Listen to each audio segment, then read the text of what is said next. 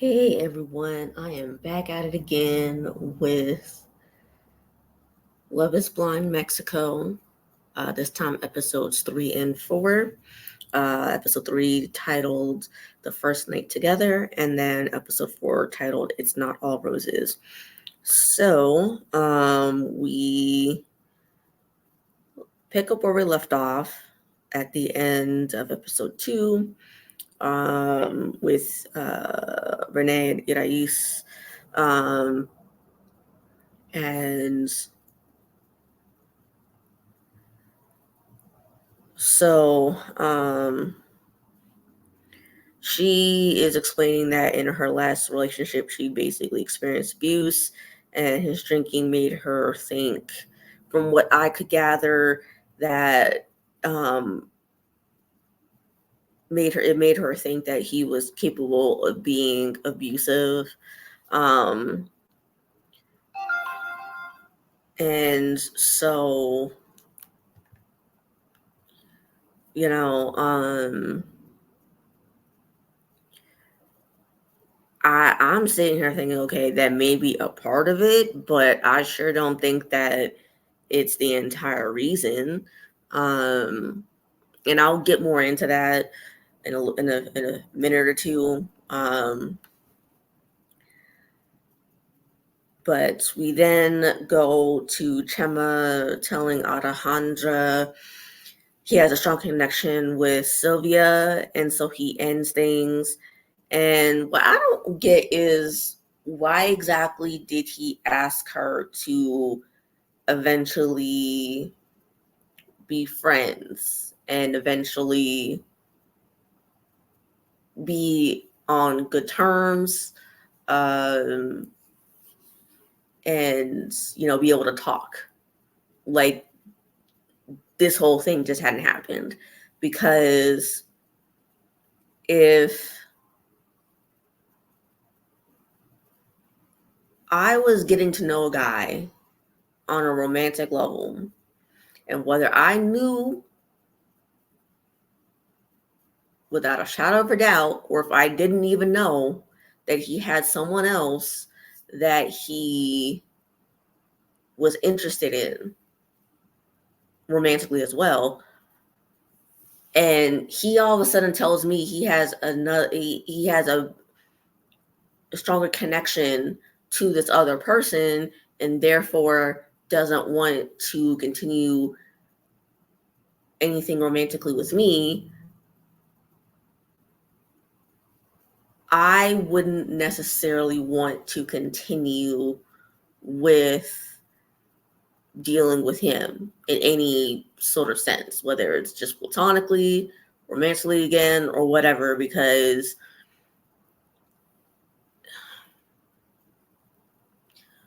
for me, I built this connection to you already. And so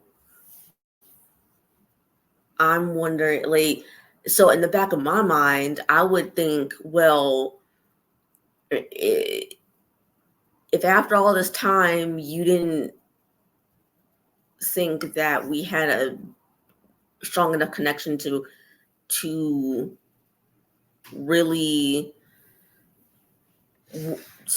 want me solely, then I don't understand how I don't understand. Like, I would think that maybe perhaps you're going to end up finding, like, whether it's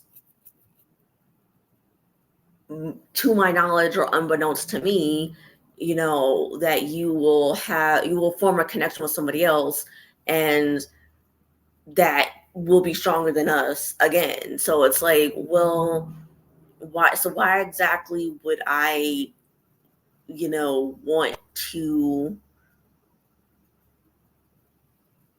run the risk, like, stay in contact with you? Because that doesn't make any sense to me. That logically doesn't make any sense to me. So yeah, I don't know. That's just weird as fuck to me. So I'm like, I don't quite understand um where that's coming from, because that those feelings will magically just go fucking away. They won't go away.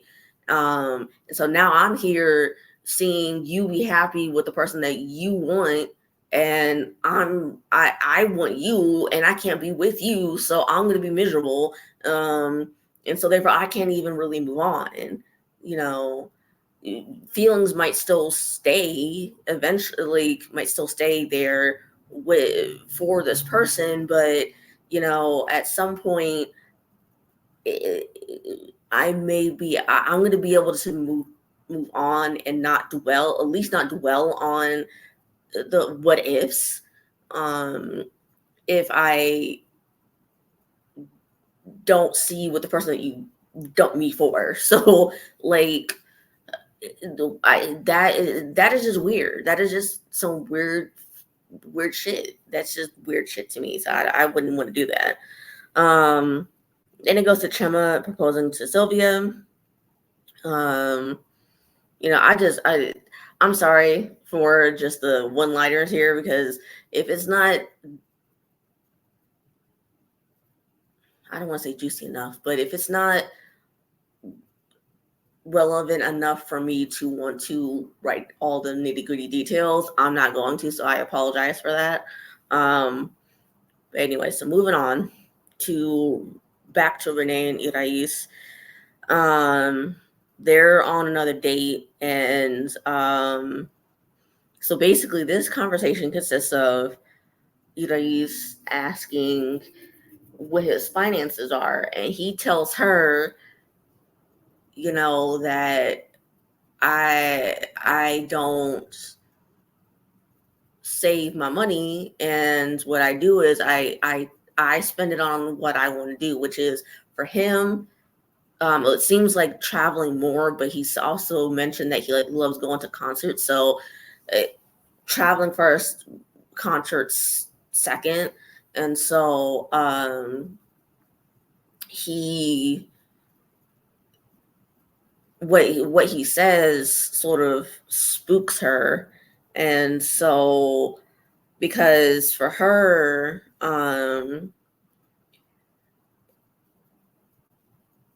she realizes what it's like to have someone who has an illness um, being wiped out by medical bills, because her brother has a medical illness, cerebral atrophy. And so she realizes what it's like to see family members, like, or parents, wiped out from medical bills for someone that they love. So she saves money in the off chance that something like that happens. Now, it wouldn't be because of um for her child, because she seems to be on the side of the fence where she doesn't want kids.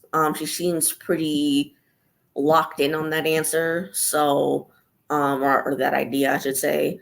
So it would be for someone like her spouse, or it could be for her brother, because um I think she mentioned that her parents are not going to be there forever, and so she would want to take on the responsibilities for her brother when they end up leaving this earth.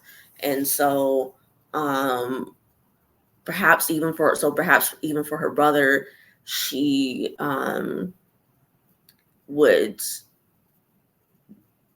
be kind of like wiped out from medical bills. And so she's trying to save as much as she can for the day that she decides to take on her brother's care. So which I'm not gonna knock her for. If she wants to save for that possibility, that's her right to do it. So I am not going to berate her for that. And we'll hold our feet to the fire for something else, but not that. So we go to a date with Francesca and Willie. Francesca is 27 and an indoor cycling coach. Or would it be for us spin cycle? I think that's what it'd be because I don't know. Anyway, so Willie's 34 and a digital marketer, I guess. Like he does more marketing on like social media, like Instagram maybe, or Facebook, or like maybe a website perhaps. I don't know for sure what that entails for him, but anyway, so they have a date. And Willie, God, I have such a block against that name. I want to, I just want to call him Will so bad because it's like Willie just sounds weird to me. It sounds, ugh, anyway, I digress. So Willie asks if she will have more kids because she has a daughter in the future, and she says, well, I will want to have more kids, but it will depend on if the man that I marry will treat my daughter like his own, which I think is a good idea. I mean, and she would have to see that, to be honest. 'Cause, I mean, he says that he will, but it all comes down to obviously, it all comes down to whether he actually does it. So, yeah, we'll have to see. Chema and Sylvia then meet. And what killed me was like, she said, I hope he's not a minion. I'm like, girl, not a freaking minion. And this boy seems so in love with her already. And I'm like, get them a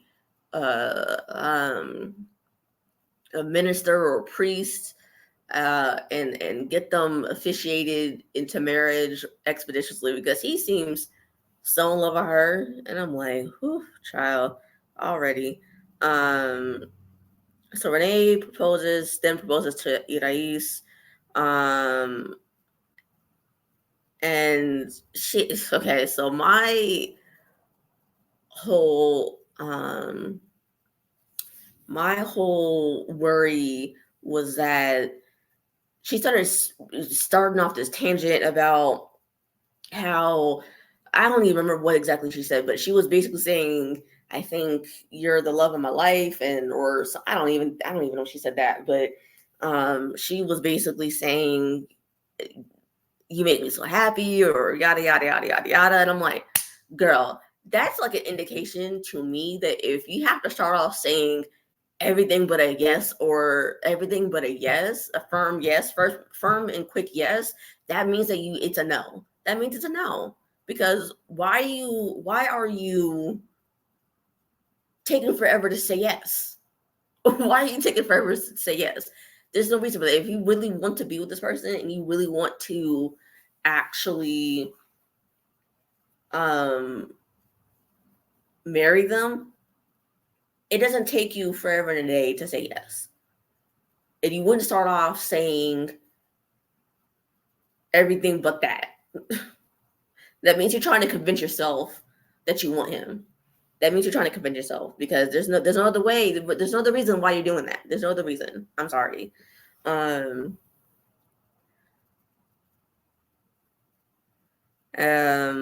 then Francesca, before we get back to Renee and Irais, Francesca and Willie had this conversation, and she wants to know if he'll be her boyfriend, and he said yes. And they ask about she asked about pet names and what she wants him to be called, and I'm like, okay, come on. Renee and Irais then meet And the first thing that I think she says is, he looks like he's a little bit of a bad boy. And I'm like, this girl don't want him. This girl do not want, because she then started talking about, oh, I don't want to go. I don't want to. I don't want to end up going to therapy over him because I already went to therapy or some bullshit like that. I'm like, girl, you do not want this man. Release him. Freaking release him, please. I beg of you, because what is this? What in the world is this? And thankfully she did, because it's like she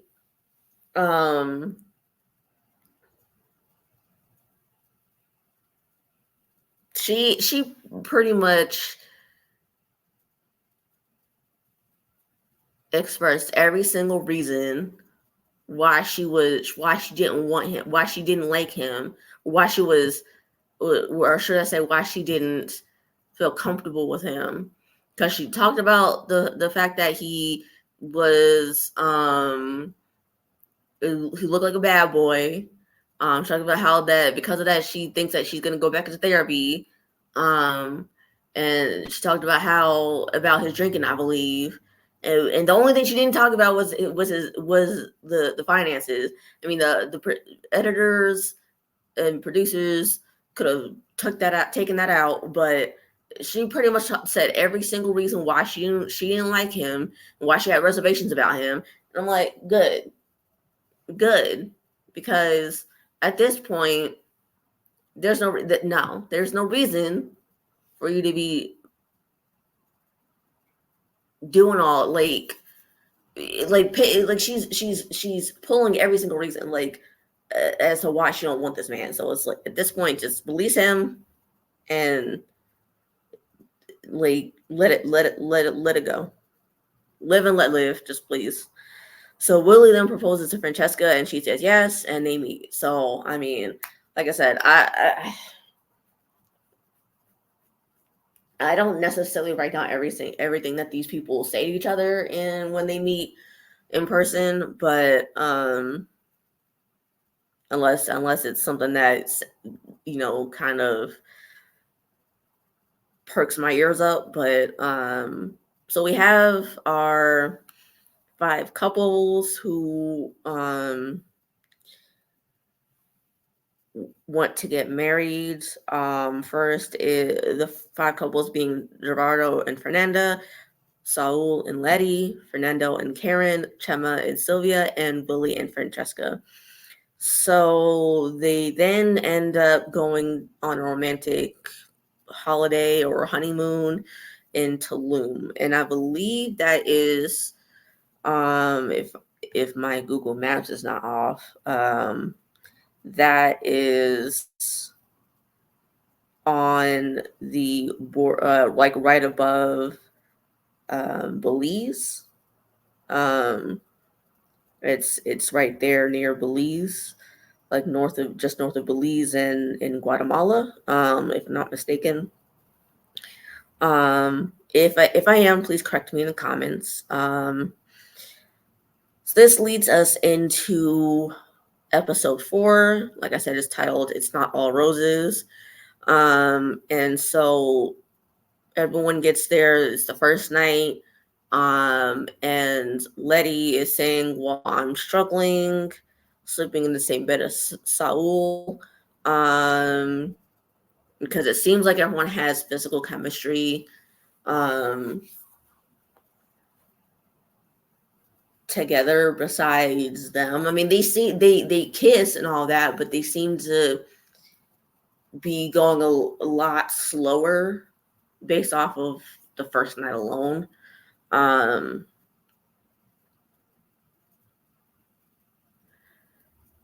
We next the next thing that I thought that I noticed some stuff in was with Willie and Francesca, where he says he wants to deepen his relationship with his parents, because she asked him if he has a strong connection with his mom or his dad, and he says that he has a good connection, a good relationship with both of them. But he wants to, like I said, deepen it because he feels like there's a wall up on both of their ends.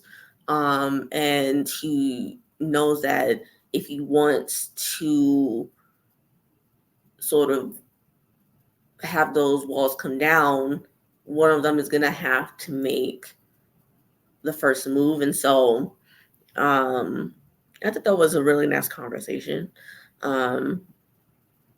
So it seems like it's the next day, and all the couples are meeting up for the first time. And okay, so full disclosure,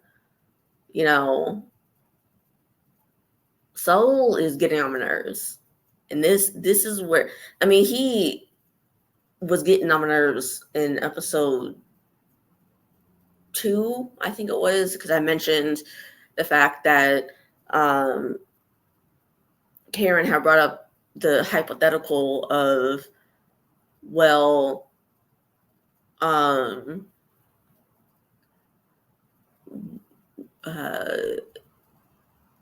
what would you say, or how would you feel if I wanted to have a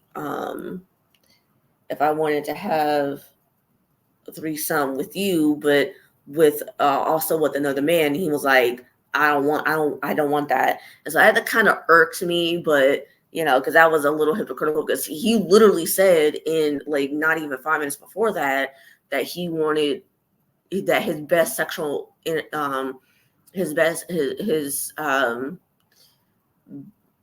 best sexual fantasy that he fulfilled was having a threesome. So that means that it was a threesome with him being the only man and there being 2 other women in during the whole threesome. So it's like, and I was left feeling like that's typical of a man who can dish it out but can't take it, because it's like, well, if you're going to be okay with having a threesome with you and 2 other women, why is it not okay for the woman that you're in a relationship with wanting to have a threesome with you and another man? So that seemed a little like really hypocritical to me. But this is also where it kind of starts getting a little more irritating, because he says, I wasn't expecting Karen to be hotter than I thought she was. And I'm like, you're a pig. I'm sorry. You're a pig. And he just, and I was saying to El Cid offline, there's something about him that just seems like there's something deeper there, because it's like there's the whole situation with him and Letty, because he says at the end of the episode on the final night of the honeymoon that basically she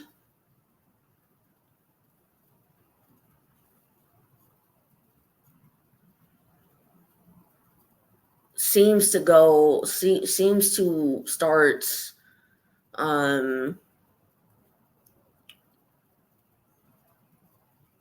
getting pretty physical, but then she stops, and then she starts again, and she stops. And I understand that that's gonna be sending mixed signals.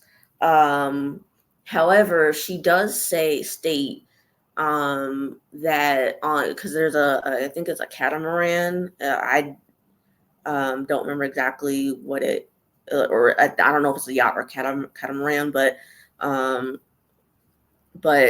pretty much so Letty, Gerardo, Fernanda, Chema, and Sylvia all go on this like boat ride, and they speak about what's going on with them and how, if they're in a good or bad place. And so Letty is telling the girls when the girls are by themselves and the guys are by themselves, that she feels like she is pressured to be sexual all the time, and I honestly believe her on that. I think because I think if you're not really self-assured in yourself, um, in your sort of sexuality, and you're not, um, you not you just don't have the confidence to kind of like stick up for yourself a little bit. You feel like you're pressured to be sexual all the time, and it feels like you're forced to do it. It's not, and you're technically not. It's just like that's what you feel like. You're feeling like you're forced to do this, or else you're going. What's going to end up happening is you're going to end up you're going to end up losing this person, even though you really care about them and really love them and want to be with them, and so, like, because you want to try to make it, you want to try to actually see where this goes, but you feel like the only way to do that is if you're being sexual all the time, and that's unfortunate. And I think, perhaps she needed to sit this experiment out, because I think for her, she needs to, and maybe there's some shame in going on here. Shame about what, I don't know, but 'cause I don't necessarily think that it's shame about sex itself, but but it could be. So I'm not going to discount that. But I mean, for her, I think she should have sat this out and figured out a way to really express herself without feeling shame about speaking her mind, because I think that's where that's coming from, at least partly, because there could be another part that we're just not seeing. But I'm not gonna discount the fact that Saul is feeling like she is um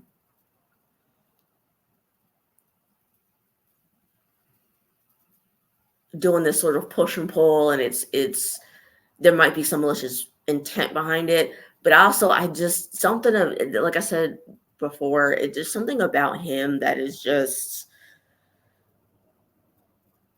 rather weird.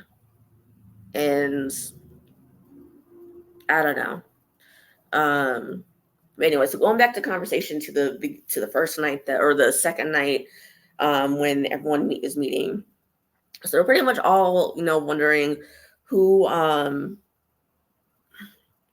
who pretty much got it in during the previous night. And um Willie and Francesca don't really share. And I personally thought it was because they just don't want to put their sexual business out on Fun Street like that, which I will respect, because if that's just not something that you personally feel comfortable sharing in front of either this group of people or cameras or both, I'm not gonna be mad at it. Um, but I didn't get that feeling from Saul and Letty, though, because it's like it seems like they are, like, they didn't like the fact, they don't want to feel like they're missing out, or they're not as far ahead as they should be. But you know what? I'm wondering why these producers and these editors decided to take out the fact that Chema and Francesca know each other, because she dated Chema's best friend, and they've known each other for about 5 years. Because I sure as hell don't remember that ever being shown before. So I'm like, why exactly are you sitting on this information? because they did the same thing with Uche and Lydia from Love is Blind season 5. And I'm like, I know y'all lying. Like, I mean, it doesn't seem as salacious as that, because, and as toxic and drama filled as that, but I'm like, why are y'all sitting on this information? Like, why in the world are y'all sitting on this information? Because that could honestly be something that could potentially come between them, because if either Francesca or Sylvia end up, being, I don't think Francesca will be, but if Sylvia ends up being insecure about it, that, I mean, I'm not hoping for any toxic things to go down, or anything drama filled to go down. But that could be like something where they have a conversation and it doesn't end up getting resolved. And it's like, this is a good example of how to way to show that you need to be able to talk about certain things. So I don't know. So I don't know why in the world they kept that a secret until just then, but yeah. We're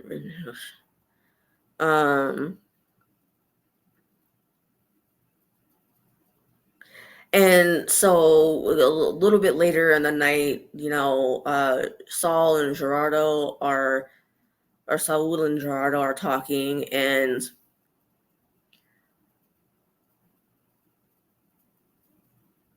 so he tells Gerardo, Saul tells Gerardo that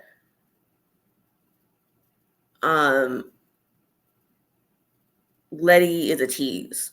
Now, I was just thinking, maybe a little bit of the reason why I don't really like him is because of the wording that he chose. Now, and I also was just thinking, I was watching this with them without the dubbing in English, and I was listening to it with the original Spanish, with them speaking Spanish, and the English subtitles. So maybe that is maybe that is there was something lost in translation, and whoever translated it for them was it ain't shit. So I don't know. I mean, that's something that we would have to ask someone who speaks Spanish, whether natively or not, but is fluent in Spanish, to let us know if that is actually what that word can potentially mean. Because that word, the way, because describing her like that was just, that to me was just bad, terrible. That was just terrible, because, and I didn't realize it until just now that it's the way it's the way it's worded is just terrible to me, terrible, because it's like you're making it seem like she's because you're making it seem like she's this god awful person, because like she's a master manipulator or narcissist or something. And I'm not trying to just throw that there. I'm not saying that she's a narcissist or anything, but that's what it comes out to be to me, is that you're making it seem like she's this like devil, or who's just out here just straight manipulating because she wants to manipulate you. And so it's just like, why are you doing that? That doesn't make any sense. Like, why are you describing her like that? So I will say that, maybe it's just something lost in translation. But yeah, that was just that wording to me was what really pissed me off, because that to me is not right, because that can honestly damage someone, whether it's mentally, emotionally, or in any other sort of way. And it's, to me, that's not fair, because I don't know. And I don't know. It's just, it just, there was no need to call her a fucking tease. To me, there was no reason to call her a tease. I mean, because up until that point, it didn't seem like she she warranted that level of, to me, because that to me is a form of disrespect to just call someone a tease like that. I don't know. I mean, I don't. Anyway, I'm moving on.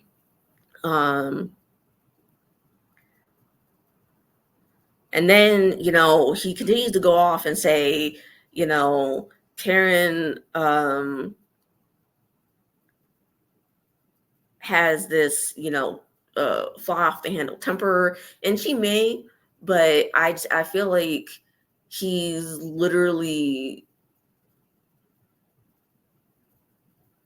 I don't know. It's just the way he chooses to word things is just annoying, and I'm just, maybe my how I'm set up is like, if I hear people say something a certain way and it seems really unfavorable for no reason, then I'm gonna talk about it or say something about it. And because they kind of, from what I remember, what, you know, when I think of hot tempered, I'm thinking of shouting and and cursing and yelling at someone. And what she did, she wasn't, to me, wasn't hot tempered. She voiced the fact that she didn't like, him d- sort of dismissing her, and um you know um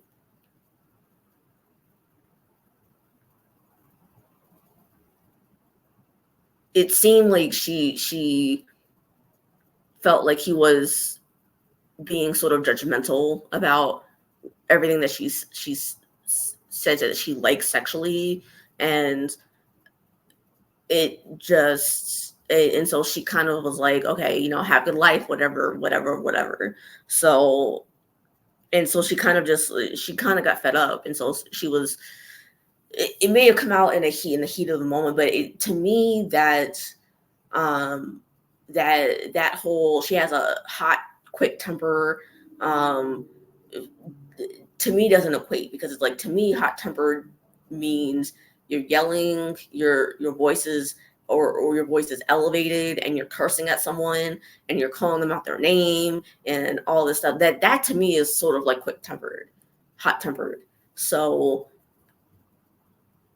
I guess I'm a person who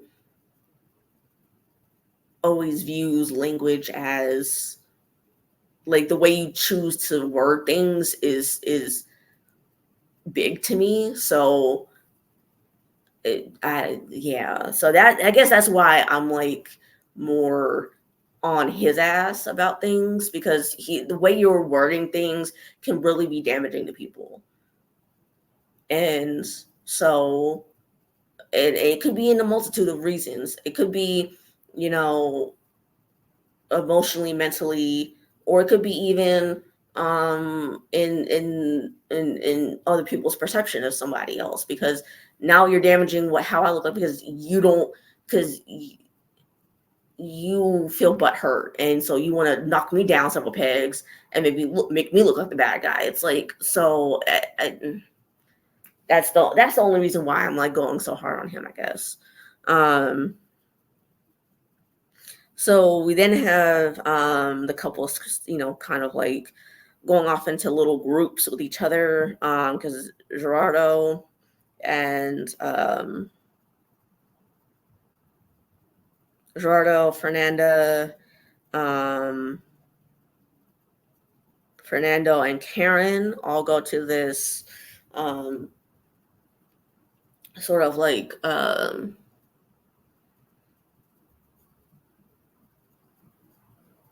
cavern, like with the but like a with some water in it, like a pool. I don't know, a underwater cavern or something. I know exactly what it was, but so they all go there and they talk and swim around and stuff like that. So, um, and then like I said earlier, Chema, Sylvia, Saul, Letty, Gerardo, and Fernanda all go on this like yacht ride and speak in or this catamaran ride or whatever the fuck you want to call it. And then, of course, at the end of the episode, all the couples meet up together one final time. They all talk. The hosts, Omar and Lucy, come in and explain that the next day they will go back to Mexico City, and they will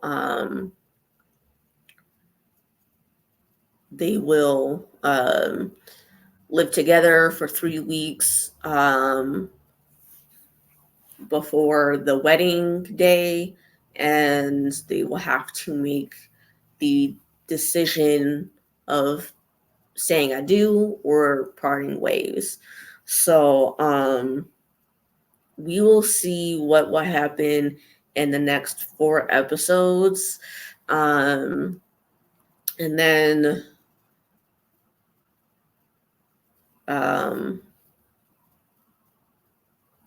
we'll also see if they all say yes, all say no, or a combination of yeses and nos. And with that, we will be doing, me and Elsa will be doing a live tomorrow. We haven't decided when exactly yet, but we will be doing a live tomorrow. And then we will be seeing you guys then. Until then, like, share, and subscribe. And we will talk to you later.